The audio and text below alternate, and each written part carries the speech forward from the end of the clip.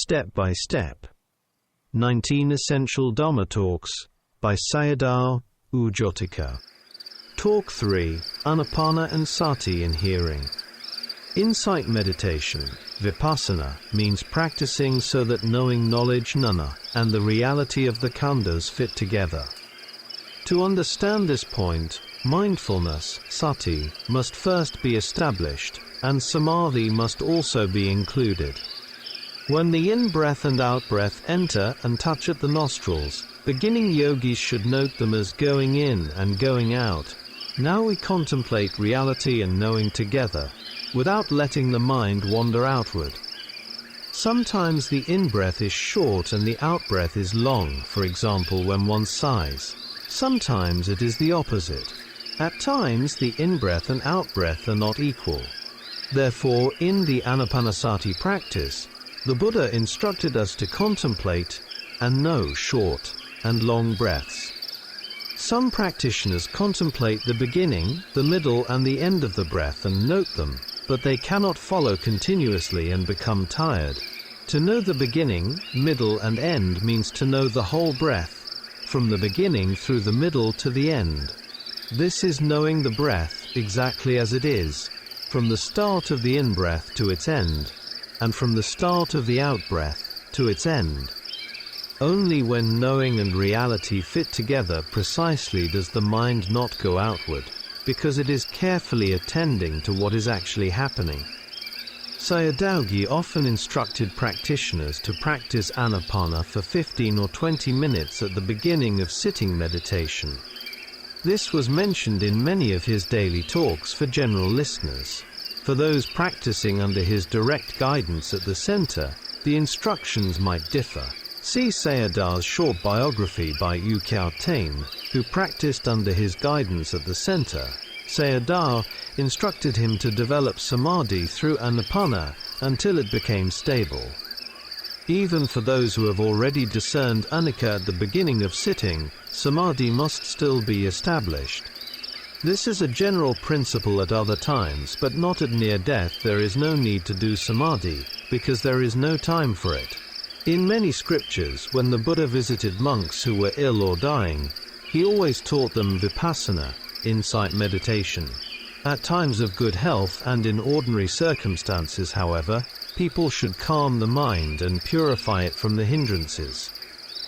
It is like a knife. After sharpening it, one can cut things. Even if one has already discerned phenomena before, after re-establishing samadhi one can discern more clearly than before. If the mind moves away, pull it back to the object. If you bind a wild bull to a post, at first it will struggle, but after some time it will calm down. In the same way, with unshakable resolution and effort, sati becomes stable, and the mind calms down. Thus sati and virya develop into samadhi. At the beginning of practice, even the touching of the in-breath and out-breath is not clear. With practice it becomes clearer, and with further development it becomes very refined. Some yogis then think that they are no longer breathing, as if the breath has stopped. Wanting to make it clear again, some breathe strongly. This is like going upward and then coming down again. Yogis should not do this. When refinement occurs, yogis must have strong sati and not become confused. With strong sati, samadhi also increases. When the breath becomes refined, one should not search for it. The air will naturally appear again at the entrance of the nostrils, where the yogi watches with strong mindfulness. When it appears again, it may arise as a mental sign, like a wisp of smoke or a bar.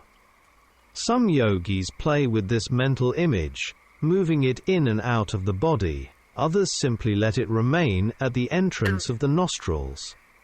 Playing with the sign externally involves sending it out about an arm's length, increasing the distance step by step, and then drawing it back again. See the Ānāpāna system or the teachings of Miao in Sayadaw. What happens when practicing in this way? Interestingly, it dispels sloth and torpor. The Ānāpāna system is not intended solely for this purpose. It also increases saddha, confidence in the Dhamma, and supports samadhi and insight.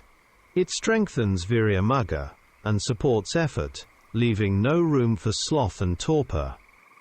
Some practitioners direct the breath internally from the nostrils to the chest and abdomen, feeling the tension of the in-breath and out-breath, and the gradual reduction of that tension. This increases the power of sati. Others play with the samadhi nimitta, mental sign. In such cases the mind moves and samadhi declines. Therefore yogis have to pay close attention at the entrance of the nostrils. Just as when cutting a log with a saw one concentrates only on the cutting point. This quickly leads the mind to one-pointedness, ekaggata. This is the correct way to work with mental signs, nimitta. When a yogi becomes dull or does not experience pleasure in bhavana, it can be helpful to work skillfully with the sign. This is also mentioned by a Thai Ajahn who developed the skeleton sign. However, if one wishes to develop strong sati, one should keep the attention internal. For samadhi, the sign should remain at the entrance of the nostrils. Jhanic factors may arise quickly for some practitioners, who have perfected their practice over many lives.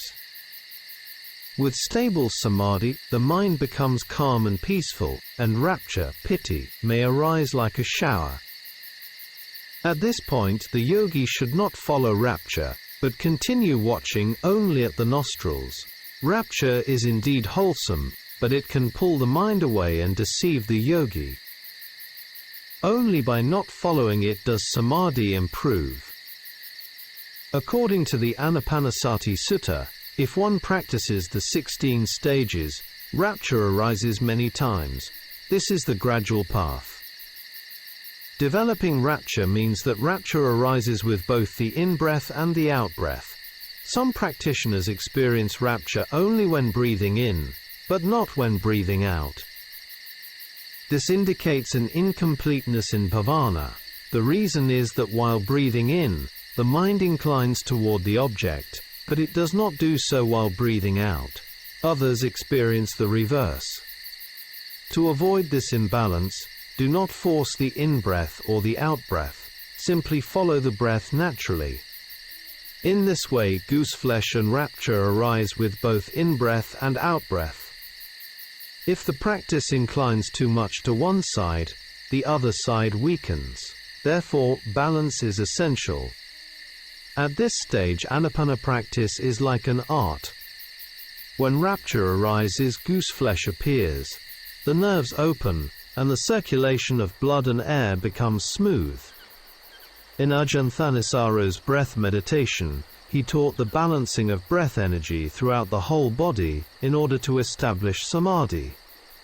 After that stage there are no aches in the knees or back during contemplation. The yogi takes pleasure in bhavana. Sometimes rapture, piti, becomes coarse, and the mind no longer inclines toward it. As rapture subsides, pleasure and coolness arise in the mind. This is happiness, sukha. At the beginning of practice, piti and sukha arise together, but as practice continues, only sukha remains. Sometimes sukha arises with the in-breath, but not with the out-breath. Then one has to balance them. Rapture and happiness can deceive people. Therefore, do not follow them. Instead, collect the mind at the entrance of the nostrils. Even though pleasure arises through the power of bhavana, it is important not to take delight in it and lose the object, that is the breath. This leads to stable samadhi at the nostrils. One has to practice in all four postures. In daily life, during free moments, one can practice Ānāpāna, for example, while waiting for a bus or riding on a bus. Watching the breath while counting is a skillful use of time. Other supports can also be used, such as a mantra, Buddho, or simple observation of the breath.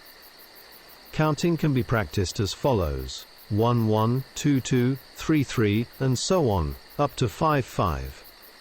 Then start again from 1 1, 2 2, up to 6 6 7 7. and gradually increase up to 10-10. During counting from 1-1 to 10-10, if the mind stays with the object, the yogi completes one round.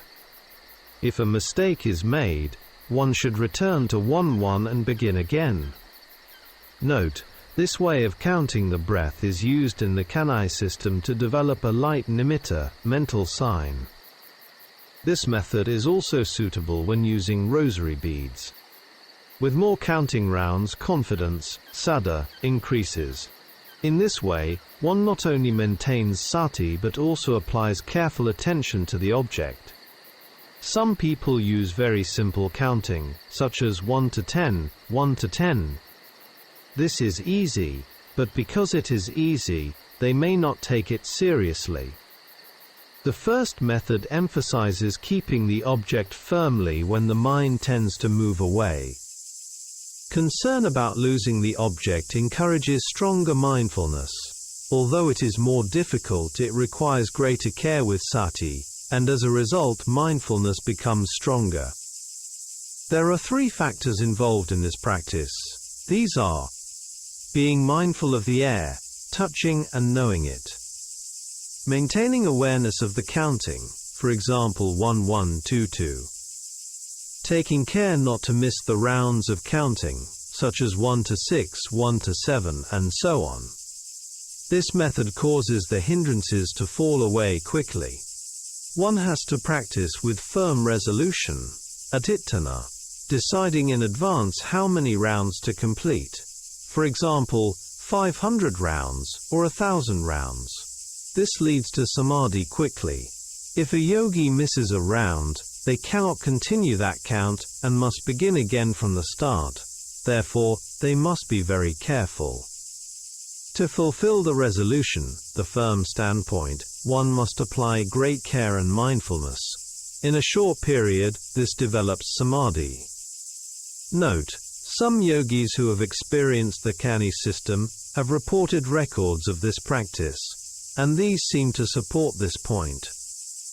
If one is skilled in Ānāpāna practice, one can use rapture, piti, according to one's intention, directing it to any part of the body. It is like an electric current, opening the channels of nerves, blood and air, and it can be healing. With the discerning of refined piti and sukha as they arise, confidence in the Buddha and Dhamma increases. However, with Ānāpāna alone one cannot withstand all the impacts of worldly objects from the surroundings. To develop endurance, it is still necessary to contemplate whatever arises at the eye, ear, nose and other sense doors. Now we turn to contemplation of the hearing mind, hearing consciousness. We cannot endure sounds themselves, nor can we control the hearing mind. Quarrels and conflicts can arise instantly, with stick, knife or gun. Through hearing, mental reaction of lust arises, and also leads to other pain and sorrow. Therefore one needs to contemplate the nature of hearing. Ānāpāna is the stage of establishing mindfulness, sati. Contemplating phenomena in turn through the six sense doors is the stage of satipatthana. Hearing consciousness arises due to causes. These are sound, the ear, space, and attention. Hearing arises dependent on these four factors. If there is no attention, one does not hear, or the sound is not clear. In an airtight room one cannot hear sounds. If someone is deaf, there is no hearing. Thus, hearing is a result of conditions. Therefore, hearing is a phenomenon of cause and effect. It does not happen by itself, nor is it created by a permanent God. It does not exist beforehand. Sayadaw Jotika instructed yogis to contemplate where hearing arises, at the ear, and not to follow the sound. If one contemplates by following the sound, one may also discern anicca, but sakkaya ditthi, personality view, can arise in the mind. The Buddha taught the practice of satipatthana by contemplating both internal and external phenomena. However, before becoming a stream enterer, yogis should emphasize internal contemplation. When practice matures, there is no problem. Do not take hearing as me or mine and do not frame it as I hear. This leads to wrong view based on identity. Instead, do not differentiate sounds as praise or blame. Simply note hearing as impermanent, anicca, or note it as hearing consciousness. With improper attention, ayoniso manasikara, defilements enter the mind. For example, taking pleasure in a woman's or a man's voice can give rise to lust, raga. If one cannot stop this, return to the nostrils, and then attend to sounds again, in turn. This is training in hearing, not yet insight contemplation. It is an exercise of the ear door. It is like studying rather than taking an examination. When hearing arises, note it until it stops, and after it stops, return to the in-breath and out-breath. The yogi should not try to stop the sound. If one does not know what to do, delusion enters the mind. Sometimes yogis even anticipate sounds to arise, especially music or attractive voices. Here I am correcting common mistakes that often occur among practitioners. This stage is training in mindfulness. Note: we should read a sutta in the Salayatana Samyutta and contemplate how we use the six sense doors in daily life in the modern world. This is Sutta number 235, the exposition on burning. From this, we can understand why so many problems and so much suffering arise continuously, from the family level to the international level.